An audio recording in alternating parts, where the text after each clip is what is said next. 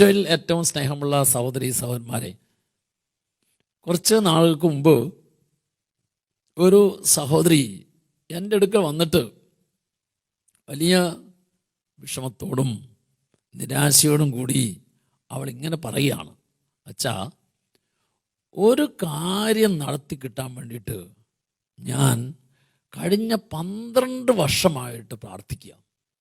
ഈ 12 വർഷത്തിനിടയിൽ ഞാൻ ഡിവൈനിൽ ധ്യാനത്തിൽ കൂടി, പോട്ടയിൽ ധ്യാനത്തിൽ കൂടി, അട്ടപ്പാടിയിൽ ധ്യാനത്തിൽ കൂടി, അണക്കരയിൽ ധ്യാനത്തിൽ കൂടി, അങ്ങനെ പല സ്ഥലങ്ങളിലും ഞാൻ പോയി ധ്യാനം കൂടി. എല്ലാ സ്ഥലത്തും ഞാൻ ധ്യാനം കൂടിയതിൻ്റെ പിന്നിലെ പ്രധാനപ്പെട്ട കാര്യം എൻ്റെ ആ കാര്യം നടത്തി കിട്ടണം. പക്ഷേ ഞാൻ ഈ ധ്യാന കേന്ദ്രങ്ങളെല്ലാം പോയി ധ്യാനം കൂടി പ്രാർത്ഥിച്ചിട്ടും ഇതുവരെ എൻ്റെ ആ കാര്യം നടത്തി കിട്ടിയില്ല. അപ്പോൾ ആ കാര്യം നടത്തി കിട്ടാത്തതിൻ്റെ വിഷമാണ് ആ സഹോദരി ഉള്ളിൽ. ആ ഉള്ളിലെ വിഷമാണ് പുറത്ത് അല്പം നിരാശയൊക്കെ തോന്നുന്ന വിധത്തിലുള്ള പ്രതികരണം. ഇങ്ങനെ പറഞ്ഞ ആ സഹോദരിയോട് ഞാൻ ചെറിയൊരു പരിഹാസച്ചിരിയോടുകൂടി പറഞ്ഞു, ചേച്ചി എത്ര വർഷം പ്രാർത്ഥിച്ചു എന്നുള്ളതല്ല, ഏതെല്ലാം ധ്യാന കേന്ദ്രങ്ങളിൽ പോയി ധ്യാനം മാറി മാറി കൂടി എന്നുള്ളതല്ല.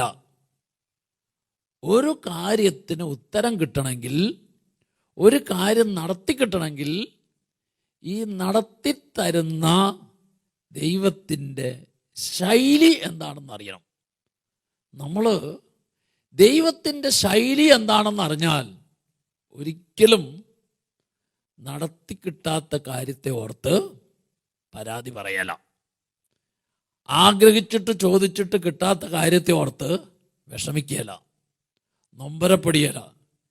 ഈ ധ്യാന കേന്ദ്രത്തിൽ പോയി ധ്യാനം കൂടിയിട്ടാണ് കിട്ടാത്ത, അടുത്തത് പോയി കൂടിക്കഴിഞ്ഞാൽ കിട്ടും എന്ന് ചിന്തിച്ച് ധ്യാനം കൂടാനായിട്ട് ധ്യാന കേന്ദ്രങ്ങൾ മാറി മാറി പോയല.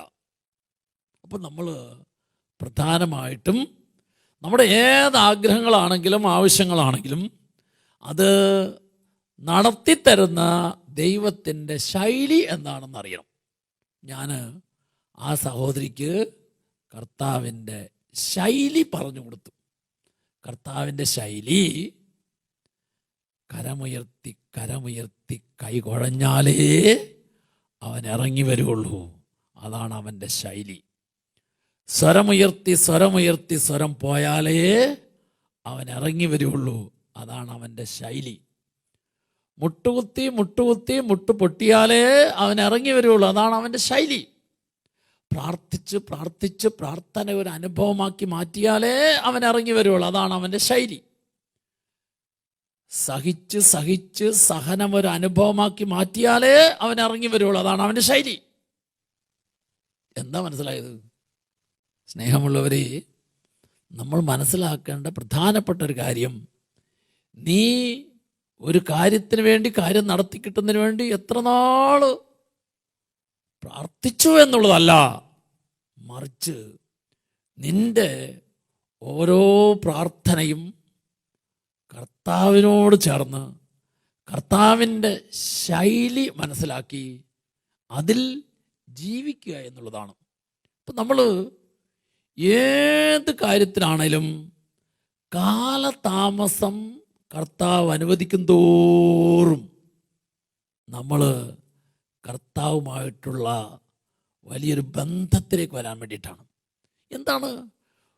കൈ കുഴഞ്ഞാലേ അവൻ ഇറങ്ങി വരുള്ളൂ എന്ന് പറഞ്ഞാൽ അത്രയും സമയം, അത്രയും നേരം ഞാൻ അവിടെ നിന്ന് ഇറങ്ങി വന്നാലേ എൻ്റെ ഉയർത്തിയ കൈ ഞാൻ താത്തുള്ളൂ.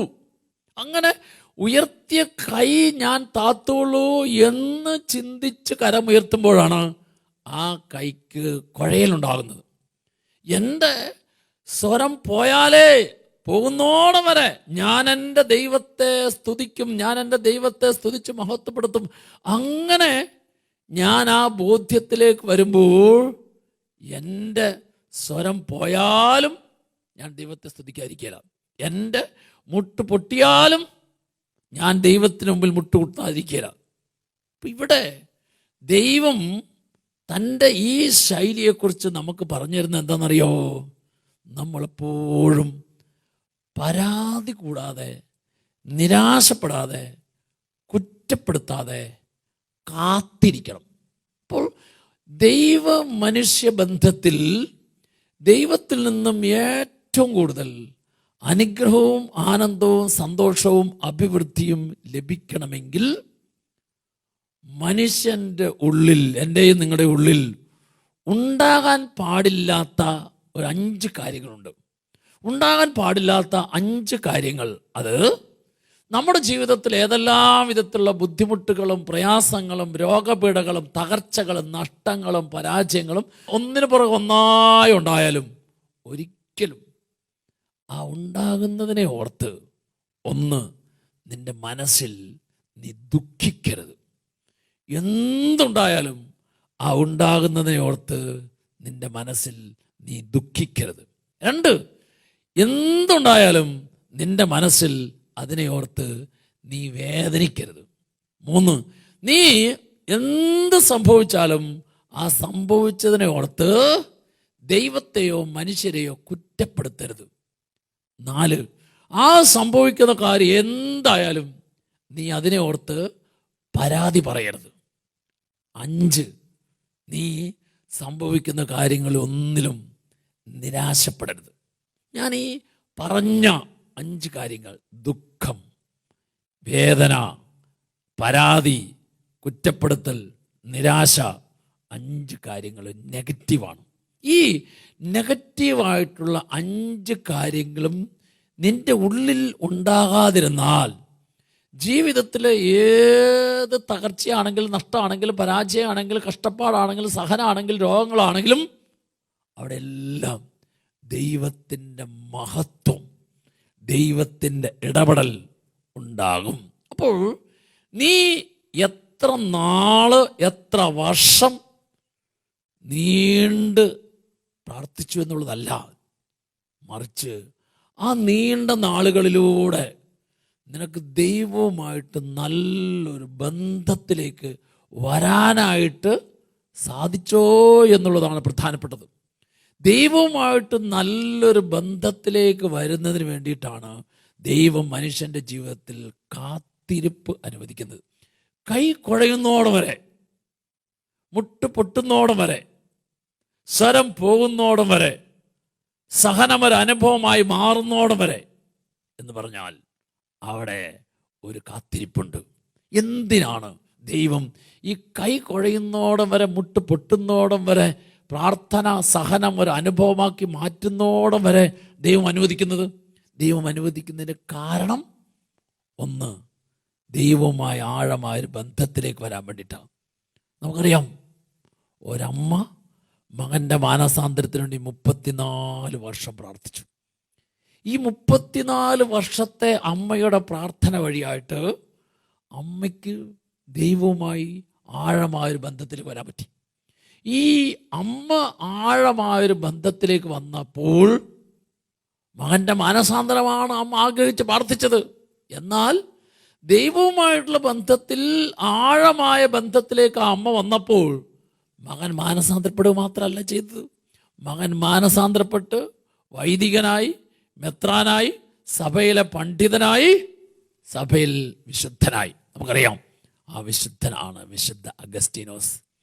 ആ പ്രാർത്ഥിച്ച അമ്മയാണ് വിശുദ്ധ മോണിക്ക പുണ്യവതി. അപ്പം 2 പേരെ, അമ്മയെയും മകനെയും വിശുദ്ധരായി സഭയ്ക്ക് നൽകുന്നതിന് വേണ്ടിയിട്ടാണ് ഈ അമ്മ ഇത്രയും വർഷം ദൈവത്തോട് ചേർന്നെന്ന് പ്രാർത്ഥിച്ചത്. വർഷം, നാളുകൾ, താമസം, കാലദൈർഘ്യം ഏറും തോറും ദൈവവുമായിട്ടുള്ള ബന്ധത്തിലേക്ക് ദൈവം കൂടുതൽ കൊണ്ടുവരികയാണ്.